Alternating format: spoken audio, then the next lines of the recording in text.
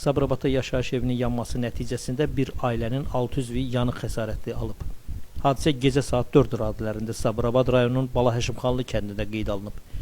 Yanğın nəticəsində bir ailənin 6 üzvü yanaraq müxtəlif dərəcəli xəsarətlərlə Şirvan xəstəxanasına yerləşdirilib.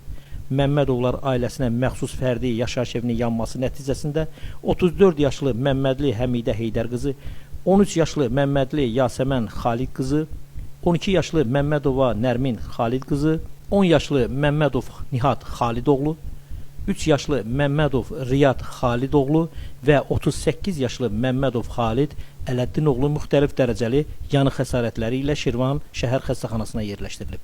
Hadisənin dəqiqliyin vallahi deyə bilmərəm. Gecə saat 4 idi, zəng elədilər ki, belə-belə.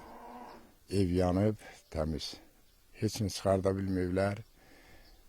Yatdıqları yerdə elə bir ki, hamısı yeni yaxşı ki, ayılıblar. 4 uşaq, ata, ana, nənə, baba. Hamısı evin içində olub. Uşağın biri ağır xəsarət alıb, yanığın.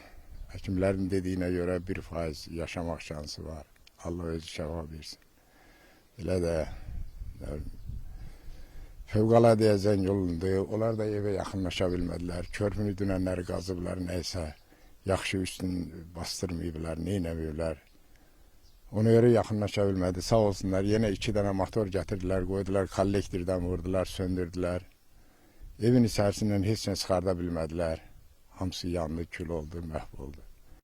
Qohumlardan birinin qeyd etdiyinə görə yanğın zamanı ağır yanıq xəsarətləri alan Məmmədli Yasəmən uşaqlardan birini xilas etmək üçün evdə olan atasının arxasınca yanan evə girib. Atası pəncərədən tullansa da Yasəmən yanan evdən çıxa bilməyib. Son anda ağır yanıq xəsarətləri alan Yasəməni çətinliklə də olsa evdən çıxardıblar. Həkimlər onun vəziyyətinin kritik olduğunu bildirirlər.